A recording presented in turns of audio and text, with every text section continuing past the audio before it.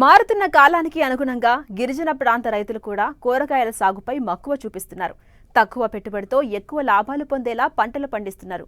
అయితే ఒకే పంట కాకుండా మిశ్రమ కూరగాయలు సాగు చేస్తే చీడపీడల ఉధృతి తగ్గడమే కాకుండా ప్రతిరోజు ఏదో పంటపై ఆదాయం పొందవచ్చని సూచిస్తున్నారు చింతపల్లి ఉద్యాన పరిశోధనా స్థానం శాస్త్రవేత్తలు.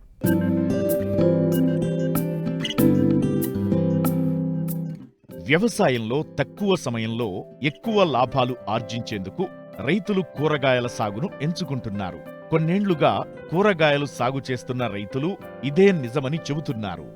ఎకరం భూమిలో 10 రకాల కూరగాయ పంటలను సాగు చేస్తే వరికి వచ్చిన డబ్బుల కన్నా రెండింతలు మూడింతలు సంపాదించవచ్చు. ముఖ్యంగా వేసవిలో అంటే మే జూన్ నెలల్లో కూరగాయల ధరలు మండిపోతుంటాయి. దీనిని దృష్టిలో పెట్టుకుని చింతపల్లి ఏజెన్సీ ప్రాంత రైతులు మిశ్రమ కూరగాయలు సాగు చేయాలని చింతపల్లి ఉద్యాన పరిశోధనా స్థానం శాస్త్రవేత్త శివకుమార్ సూచిస్తున్నారు. గిరిజన ప్రాంతాల్లో ఉష్ణోగ్రతలు తక్కువగా ఉండటం కూరగాయల సాగుకు అనుకూలంగా ఉంటుంది కనుక మిశ్రమ కూరగాయల సాగు చేయాలంటున్నారు. తద్వారా చీడపీడలను అరికట్టడమే కాకుండా ప్రతిరోజు ఏదో ఒక పంట దిగుబడిని పొందేందుకు వీలుంటుంది. తద్వారా ప్రతిరోజు ఆదాయం పొందవచ్చంటున్నారు. మనకి ఏజెన్సీ ప్రాంతాల్లోన ఎక్కువగా కూరగాయ పంటలు రబీ సీజన్లో కూరగాయ పంటలు అయినటువంటి కాలీఫ్లవరు, క్యాబేజు, అదేవిధంగా టమాటా, వివిధ రకాలైన ఆకుకూరలు, వంగ ఇటువంటి కూరగాయలని సాగు చేస్తూ ఉంటారు. ఎర్లీ సమ్మర్ అంటే జనవరి, ఫిబ్రవరి ఆ టైంలో మనకి కాకర, తర్వాత బేర ఇటువంటి కూరగాయలు, అదేవిధంగా బెండకాయ కూడా సాగు చేయడం జరుగుతూ ఉంది.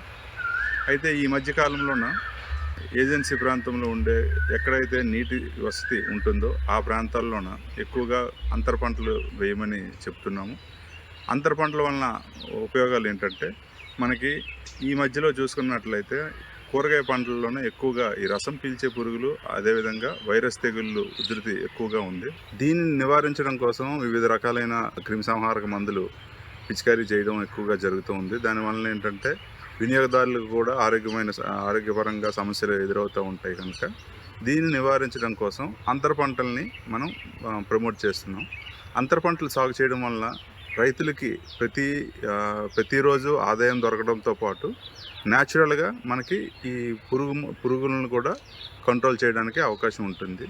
ఒకే కుటుంబానికి చెందిన కూరగాయ పంటలు కాకుండా వివిధ రకాల కూరగాయ పంటలు అంతర పంటలుగా వేసుకున్నట్లయితే లైక్ టమాటా వేసినప్పుడు మధ్యలోన ఆకుకూరలు, అదేవిధంగా వంగ వేసినప్పుడు పాదు జాతికి చెందినటువంటి తీగ జాతికి చెందినటువంటి కూరగాయ పంటలు వేసుకోవడం, అలాగే మనకి కుకుర్బిటేసి కుటుంబానికి చెందినటువంటి క్యాబేజు, కాలీఫ్లవర్, దాంతో పాటుగా ఏంటంటే ఫ్యాబేసి కుటుంబానికి చెందినటువంటి చిక్కుడు జాతి కూరగాయలు ఇలాంటివి వేసుకోవడం వల్ల భూసారం అభివృద్ధి చెందుతుంది, భూసారం పెంపొందించబడుతుంది. అదేవిధంగా ఏంటంటే మనకి కంటిన్యూస్గా ఈ తెగుళ్ళు, భూమి నుంచి సంక్రమించే తెగుళ్ళు రావడానికి ఎక్కువగా అవకాశం ఉంటుంది. కనుక ఈ భూమి నుంచి సంక్రమించే తెగుళ్ళను కూడా నివారించడానికి అవకాశం ఉంటుంది.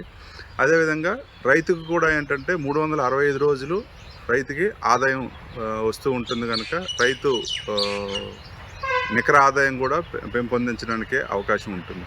గిరిజన ప్రాంతాల్లోన ఉష్ణోగ్రతలు తక్కువగా ఉండడం జరుగుతుంది. మనకి వేసవిలోన కొన్ని రకాలైన కూరగాయ పంటలు సాగు చేసుకోవడానికి మనకి ఇక్కడ అవకాశం ఉంటుంది. ఎక్కడైతే మనకి నీటి వసతి కలదో ఆ ప్రదేశాల్లోనే మనం కూరగాయ పంటల్ని సాగు చేసుకోవచ్చు.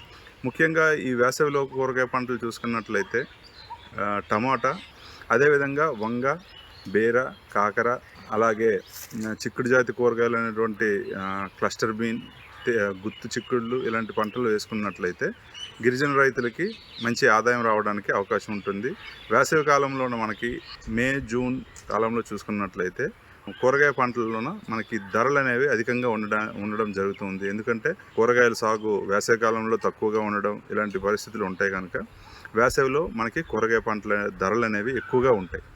సో ఇక్కడ ఉండే మన గిరిజన ప్రాంతాల్లో, ఎత్తైన గిరిజన ప్రాంతాల్లో ఉండే వాతావరణ పరిస్థితులని అవకాశంగా తీసుకొని ఈ ఆకుకూరలు అయినటువంటి కొత్తిమీర, పాలకూర, తోటకూర, చుక్కకూర, అదేవిధంగా మెంతికూర ఇలాంటి ఆకుకూరలను కూడా మనం సాగు చేసుకున్నట్లయితే రైతుకి తక్కువ కాలంలోనే ఈ ఆకుకూరలకి 45 నుంచి 60 రోజుల మధ్యలోనే పంటకాలం పూర్తయిపోతుంది. కనుక తక్కువ కాలంలోనే గిరిజన రైతులకి ఆదాయం చేకూర్చడానికి అవకాశం ఉంటుంది.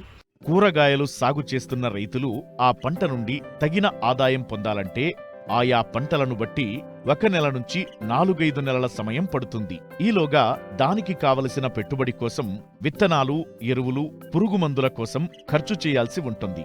ఒకవేళ ఆ పంటకు ఏదైనా నష్టం జరిగి పంట పోతే శ్రమతో పాటు పెట్టుబడి కోల్పోవాల్సిందే. ఇటువంటి పరిస్థితిని అధిగమించడానికి రైతులు సంవత్సరం పొడవునా ఒక ప్రణాళిక ప్రకారం అన్ని కూరగాయలు సాగు చేసుకుంటే రోజువారీ ఆదాయం వస్తుంది.